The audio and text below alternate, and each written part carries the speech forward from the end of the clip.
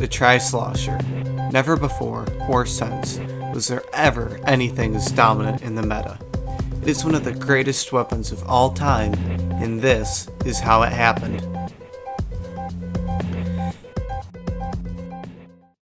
The Tri-Slosher is one of Splatoon's post-release weapons, dropping on September 26, 2015, and came with Disruptor and Bubbler.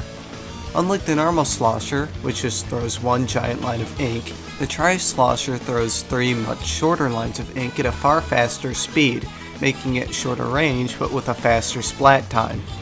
It could run up to enemies and easily go toe-to-toe with a shooter in ways that the Slosher couldn't, but due to the short range, many of the advantages of having a Slosher, like the ability to throw ink over walls, were made nearly unusable.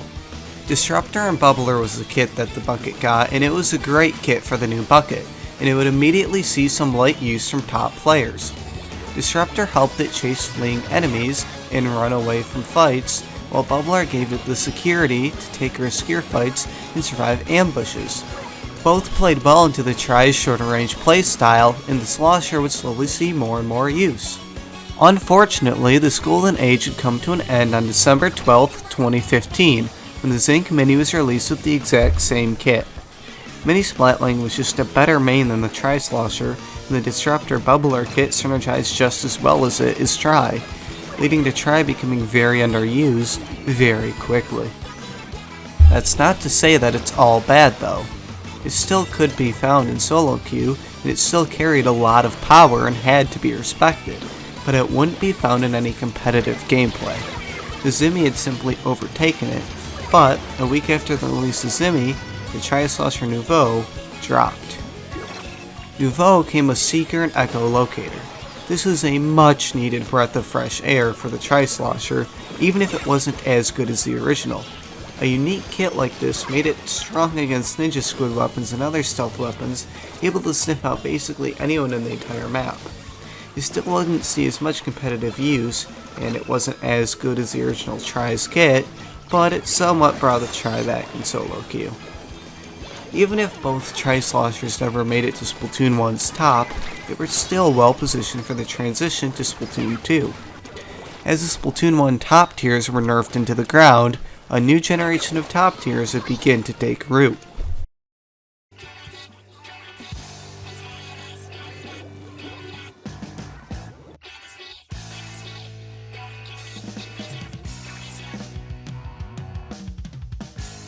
The Tri-Slosher was extremely powerful when Splatoon 2 released. The only nerf it received in the transition to 2 was a decrease in movement speed while firing from 0.7 to 0.6, something nearly negligible. Furthermore, it got a good kit with Burst Bomb and Ink Armor included. Burst Bomb was very strong for the Tri-Slosher. While it wasn't Disruptor and couldn't freeze enemies in place, it still could attack enemies from farther away, offering greater poking power, a new way to attack retreating enemies, and a new combo tool to get splats even faster. This is combined with a 180p Ink Armor, which kept it and its teammates alive for practically the whole game. This combo was so powerful that multiple teams actually ran 4 Tri-Slosher comps. The constant Ink Armor provided by the Tri-Slosher meant that the Sloshers were always at a health advantage, and the powerful main weapon with Burst Bomb to help it could take on almost anything in the game. Inkjet couldn't stop it, neither could Original Missiles, Original Stingray, or even Ink Storm. This comp was unstoppable, and quite possibly the weirdest meta in Splatoon's history. This state of affairs won't last forever though. 1.1.2 quickly made Ink Armor to 10 points on the Tri, solving the most glaring issue, but the strong main weapon still persisted. While 4 Tri comps were on the decline fortunately, the Tri was still incredibly strong and used extensively in both competitive and casual play. 1.3.0 would mark Nintendo's second attempt to fix Tri-meta, and this time they would actually succeed.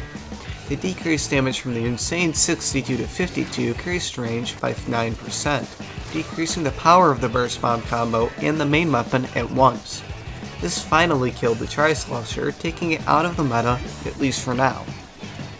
Other weapons began taking the Tri's place, and it would be in a safe enough position that Nintendo buffed it in version 2.0.0. increasing movement speed while firing by 10%, increasing damage per slosh back to 62, and decreasing the points per special to 190. This would be the last buff for a while, and the last buff before Nouveau launched. Nouveau came with Splat Bomb and Ink Storm. Splat Bomb was the useful sub, lethal and highly versatile. The Ink Storm made choosing the zone shockingly easy. But aside from these uses, why would anyone pick the Nouveau over the regular Tri? The Burst Bomb combo was gone, and Ink Armor was a vastly superior special to Ink Storm, even if it was only 170p. It didn't really help out the Tri-Slosher that much, would end up relatively forgotten and in obscurity, with the only real mode it was used in being Rainmaker. Fortunately, the Tri made somewhat of a comeback in the 4.0s. 4.2.0 made the Tri a lightweight weapon instead of a middleweight, boosting speed on that weapon all around. 4.3.1 increased the effective main power-up, made main power-up more effective at lower levels, and 4.5.0 increased essential shots hitbox forward. These buffs somewhat brought the Tri-Slosher back, though not in as great of a force as the original Tri-Slosher. While it was strong, other armor weapons were simply better equipped for the new meta. As such, it never really saw that much use in competitive, though it could be found more often in solo queue, just like it was in Splatoon 1. Some final buffs wouldn't change the state of affairs either. 5.0.0 made the hitbox more continuous, making it easier to hit shots.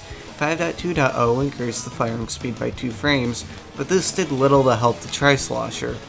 Going into Splatoon 3, it was certainly a high-tier weapon, but it suffered from Splattershot Pro disease, with something always being better than it. Splatoon 3's Tri-Slosher got Toxic Mist and Inkjet. This kit originally was problematic, as Toxic Mist was practically useless and Inkjet underpowered. We wouldn't see much use until 3.0.0, offering Inkjet buffs that finally brought down the crab from his position of dominance seen at the start of the game. While Tri is a perfectly fine jet weapon, there are better jet weapons available, like Ballpoint, and goes relatively underused in both solo queue and competitive. 3.0.0 also decreased points per special to 180, but even with this buff it did little to help the struggling Tri, and continues to be outshined. But the Tri Nouveau is also available as Fizzy Bomb and Tacticooler. This is generally considered the better of the two sloshers, as Fizzy Bomb is an actual sub, and Tacticooler is currently a high tier in the meta. However, it is still outshone by other cooler weapons like NZAP, a common theme among the Tri-Slosher throughout its whole history. For some unknown reason, 4.1.0 nerfed Nouveau, making the points per special 190 instead of 180, fully cementing its status as a lesser used cooler weapon. While it can still be found sometimes, it isn't nearly as common as other weapons. Barring some major buff, it seems it will stay that way for the rest of 3's lifespan.